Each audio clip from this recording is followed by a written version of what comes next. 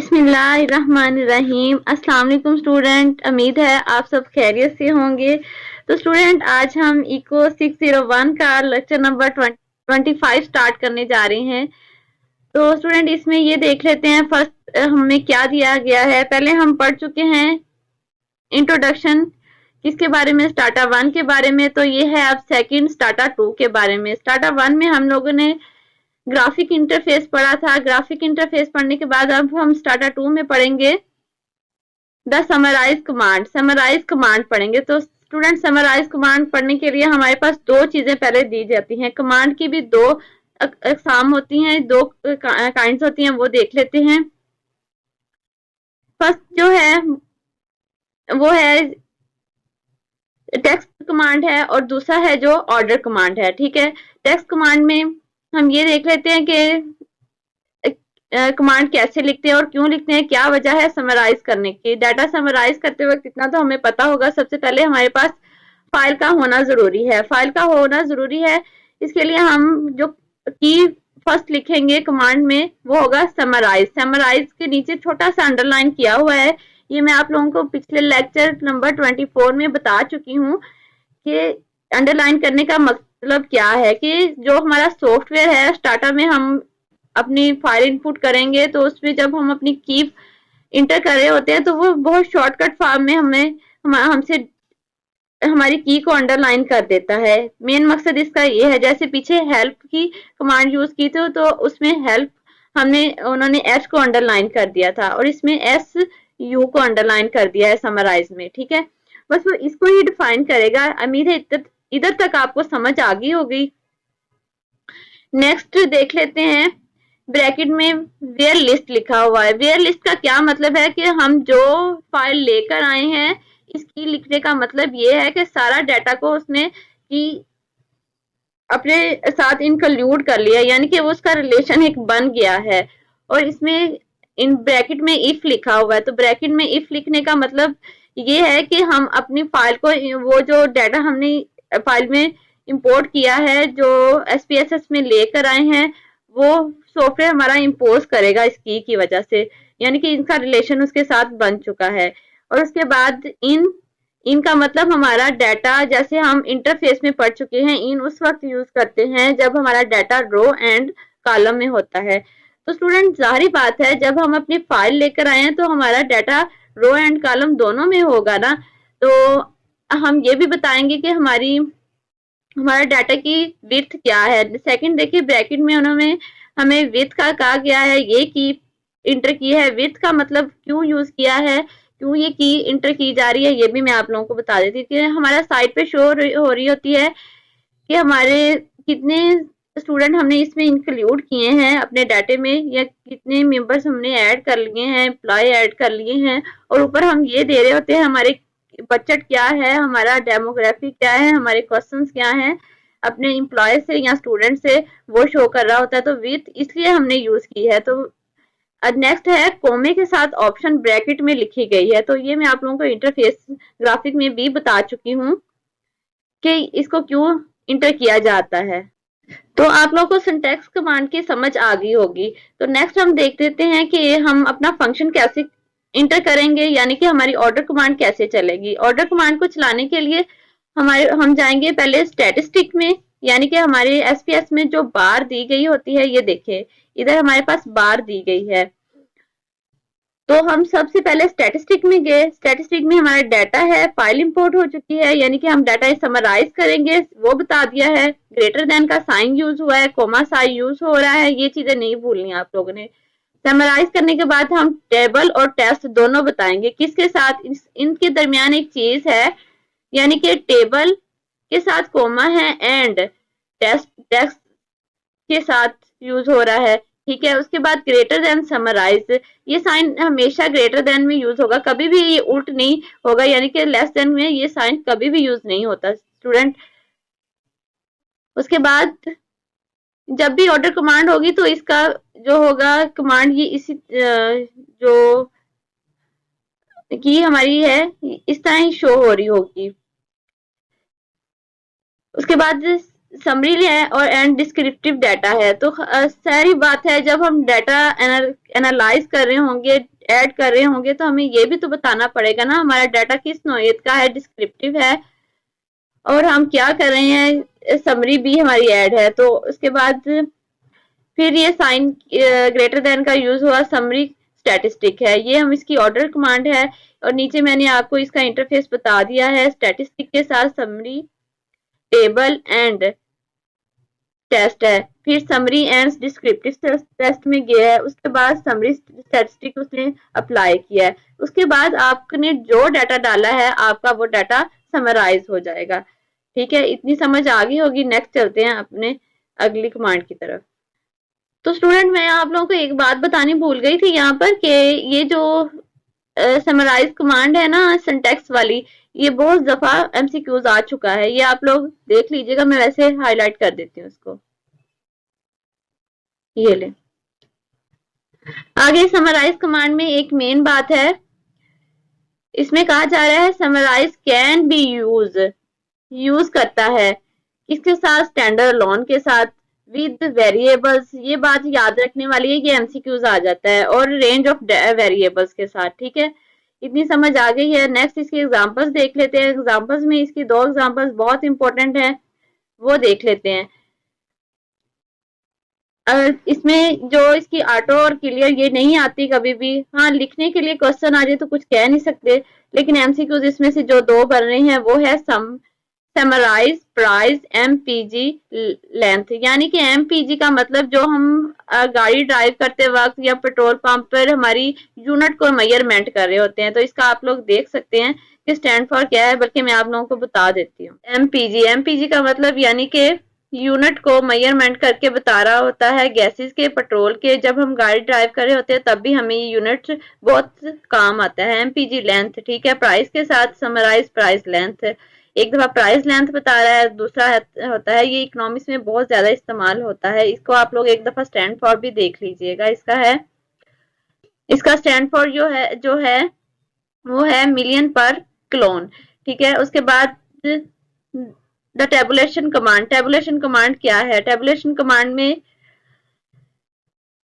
सबसे पहले हम इधर पढ़ के आए हैं समराइज, पहले डाटा को समराइज किया था, अब टेबुलेशन है। टेबुलेशन हमें जैसे कि नाम से ही पता चल रहा है कि टेबल की कमांड है।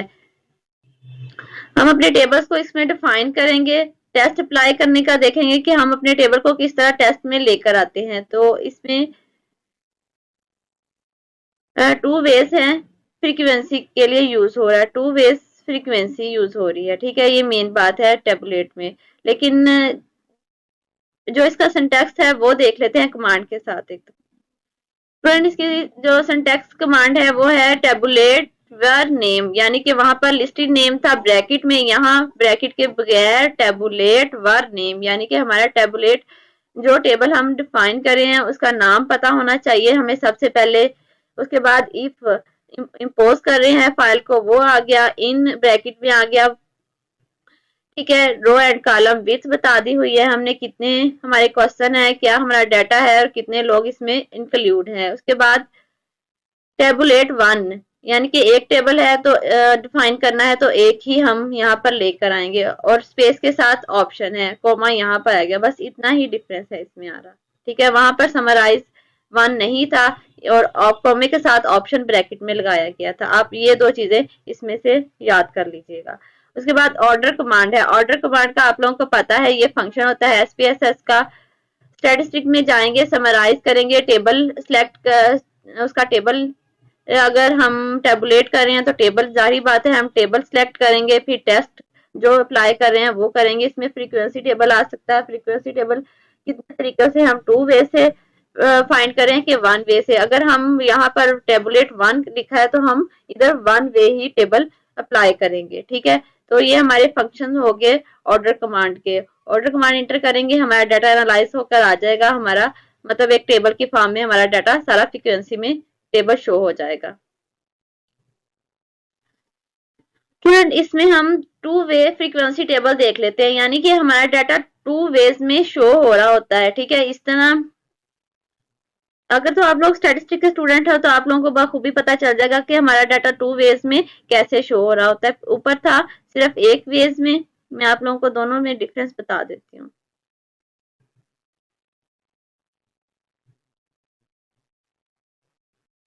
स्टूडेंट ये देखें, हमारा फर्स्ट टेबल जो था वन वे में सिर्फ हमने फ्रीक्वेंसी थी, कम्युनिकेटिव था, परसेंटेज थी, और उन्होंने टोटल करके हमें एंड पे बता दिया जी आपकी फ्रीक्वेंसी इतनी शो हो रही है, टोटल परसेंटेज इतनी है, और हमारा ये डाटा निकल आया था। और जो हमारा 2 वे का टेबुलेट फ्रीक्वेंसी डाटा है वो मैं आप लोगों को दिखा देती इसमें और उसमें क्या डिफरेंस है, उसके बाद हम इसकी कमांड्स देखेंगे। तो स्टूडेंट हम 2 वे फ्रीक्वेंसी टेबल में आ चुके हैं। टेबुलेट में देखेंगे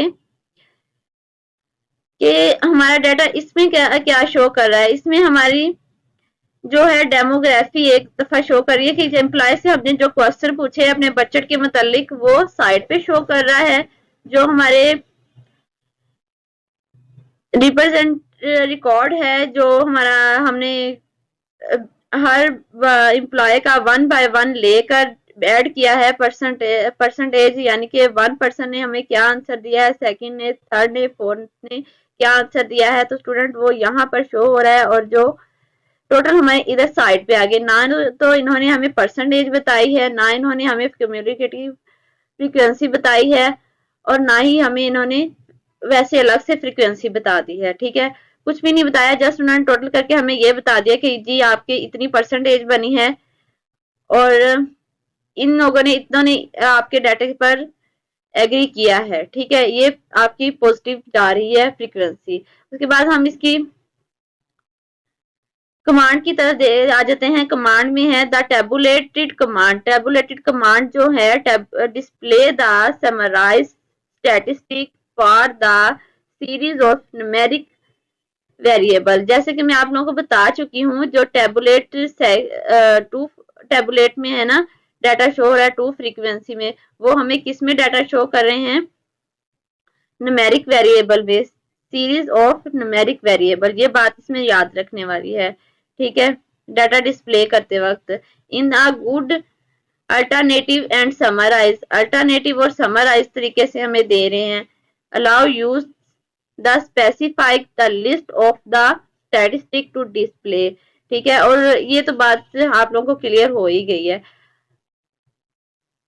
तो स्टूडेंट इसका सिंटैक्स में ज्यादा चेंजिंग नहीं है। वन टेबुलेटेड कमांड और सेकंड टेबुलेटेड कमांड में एक ही डिफरेंस है। सारी वैसे ही कमांड लिखने के बाद यहाँ पर 1 टेबुलेट आ रहा था, तो हम यहाँ पर 2 टेबुलेट नहीं करेंगे, हम वैसे ही सिंपल फर्स्ट टेबुलेट की कमांड उठाएंगे, उसमें से 1 टेबुलेट नहीं लिखेंगे स्पेस के साथ, ऑप्शन कोमे के साथ ऑप्शन लिखकर बस हमारा इधर तक ये क्लियर हो गई। तो उम्मीद है आप लोगों को इधर तक समझ आ गई होगी कि सेकंड टेबुलेट और फर्स्ट टेबुलेट में क्या फर्क था। ऑर्डर कमांड देख लेते हैं। ऑर्डर कमांड में कोई खास डिफरेंट नहीं है, वही कमांड है, उसमें है statistics summarize table and tested. इधर तक वही कमांड चल रही है हमारी। ग्रेटर देन का साइन भी वैसे ही यूज है, कोमे का भी, एंड भी वैसे ही यूज किया है, बस इधर आके अदर टेबल यूज हो गया। वहां पर कुछ और अप्लाई हो रहा था, मेरा ख्याल वहां पर अप्लाई हो रहा था फ्रीक्वेंसी टेबल था, यहाँ पर उन्होंने अदर टेबल्स, ये देखें नीचे शो हो रहा है, अदर टेबल अप्लाई कर दिया है। तो compute the table of summary statistic. Next उन्होंने जो इसके ऑप्शन निकले हैं, फर्स्ट टॉपिक है compute the table frequency summary statistic. तो स्टूडेंट मैं आप लोगों को एक दफा ये कहूंगी, ये आप लोग जब कर रहे हो ना प्रिपेयर लेक्चर्स, तो एक दफा आप साथ स्टैटिस्टिक जो SPSS है ना, उसे एक दफा ऑन करके आप लोग इसकी ऑर्डर कमांड को देख लीजिएगा, ताकि आप लोगों को पेपर में टेंशन ना हो, क्योंकि ये बहुत इजी है। 2-4 दफा चलते फिरते इंसान रीड कर लेना तो अच्छे तरीके से माइंड में बैठ सकती हैं, और यह आपके मुफ्त के नंबर है। इकोनॉमिक्स तो बहुत इजी है अगर ये वाली देखी जाए तो स्टैटिस्टिक के साथ। थर्ड कमांड जो हमारी यहाँ पर है टेबुलेट फर्स्ट और सेकंड के बाद जो हमारे पास आ रही है कमांड, वो है कोरिलेटेड कमांड इस चैप्टर में, इस लेक्चर में। तो स्टूडेंट इस लेक्चर में हमारे पास जो कमांड प्रोवाइड कर रही है वो है क्या प्रोवाइड करती है, हमारा डाटा किस वे में प्रोवाइड करती है, ये देख लेते हैं। कोरिलेटेड तो होता ही होता है हमारा डाटा, जो रिजल्ट शो हो रहा होता है, लेकिन उसमें हमारा जो डाटा होता है मैट्रिक्स की फॉर्म में शो हो रहा होता है। Covariance matrix of the variable specified, और वेरिएबल एक खास स्पेसिफाइड से, यानी कि जो हमारे लेबल्स किए गए होते हैं वेरिएबल्स, नेम एम्प्लॉय होगा, सैलरी हो जाएगी, उसकी डिमांड्स हो जाएंगी। तो स्टूडेंट ये इसके वेरिएबल स्पेसिफाइड, ये इसको नॉमिनेट कर रहे होते हैं। आई थिंक आप लोगों को इधर तक समझ आ गई होगी। तो आगे हम इसका सिंटैक्स देख लेते हैं ऑर्डर कमांड का, कि हम कैसे इसमें डाटा एंटर करके अपना डाटा एनालाइज कर सकते हैं। कोरिलेशन, आप जैसे कि आप लोगों को पता है, जब भी हम किसी कमांड को इंटर कर रहे होते हैं तो उसमें सबसे पहले हम अपनी कमांड का नेम बता देते होते हैं। जैसे टेबल में था तो टेबल की कमांड का नेम बता रहे थे। अब कोरिलेटेड है तो हम कोरिलेट लिख के नीचे अंडरलाइन हो जाएगा यहाँ तक, ठीक है। CORR, बस इतना ही। उसमें समरी में SU था, और टेबुलेट में मेरा ख्याल नहीं ये कर रहे थे अंडरलाइन। हेल्प में H था। तो स्टूडेंट यहाँ तक हम इसकी अंडरलाइन कमांड पढ़ चुके हैं, शॉर्टकट कीज तो मैं आप लोगों को रिपीट कर चुकी हूँ। मेरा ख्याल है मैं जितना आप लोगों को रिपीट कर रही हूँ, आप लोगों के माइंड में उतने ही बेहतरीन और बेस्ट कमांड ऐड होती जा रही हैं। और आपको ये मुफ्त के मार्क्स हैं, मैं फिर आप लोगों को बार बार कह रही हूँ कि आप लोग ना इसे अच्छे से रिवाइज कर लीजिएगा एक दफा। मेरा हाईलाइट करने का मतलब यही है कि आप लोग इसे माइंड में अच्छे से बैठा लीजिएगा, क्योंकि जब हम नेक्स्ट इस कमांड में ऐड करेंगे ब्रैकेट वेयर लिस्ट जब हम डाटा को समराइज करते हैं तब भी ऐड करते हैं, ठीक है। इफ भी आ गया, इफ का पता है, इम्पोज हो गया हमारा डाटा, इन भी हो गया, इनका मतलब हमें पता है, रो एंड कॉलम में आ गया, विथ भी बता दी है, लेबल्स भी हम विथ में अब लेबल्स भी आ जाएंगे, यानी कि उसके वेरिएबल स्पेसिफिकेशन भी आ जाएगी कि खास कौन से वेरिएबल्स ऐड किए हैं। फिर इसमें जो चीज है न्यू ऐड हो रही, तो स्टूडेंट ये वाली चीज है समरी से हटकर। जैसे हमने टेबुलेट में ऐड किया था कोमा, कोरिलेशन, स्पेस एंड, यानी कि स्पेस के साथ ऑप्शन थे, इसमें ब्रैकेट में। बस इसमें इतना ही डिफरेंस है इस चीज का। अगर आप टेबल को मद्देनजर रख के से याद करें ना, कोरिलेशन का नेम रख के, तो आराम से याद हो जाएगा। तो स्टूडेंट नेक्स्ट ऑर्डर कमांड, हम फिर स्टैटिस्टिक में गए, समराइज किया हमने अपना डाटा, टेबल एंड स्टैटिस्टिक में गए, उसके बाद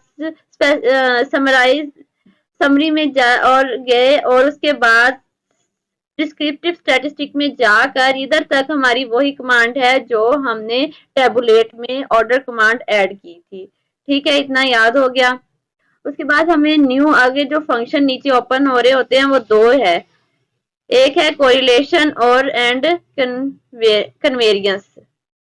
ये तो हमारा था लेक्चर शॉर्ट 25, ठीक है। ये मेरा ख्याल आप लोगों को बहुत अच्छे से समझ आ गई होगी। तो स्टूडेंट हमारा लेक्चर क्लियर होता है, इससे स्टार्ट करेंगे कल को। तो इंशाल्लाह इसके साथ मैं आप लोगों को अल्लाह हाफिज बोलती हूँ। उम्मीद है आप सब लोग ठीक ठाक नेक्स्ट लेक्चर में मुलाकात करेंगे, और इसके साथ ही अल्लाह हाफिज।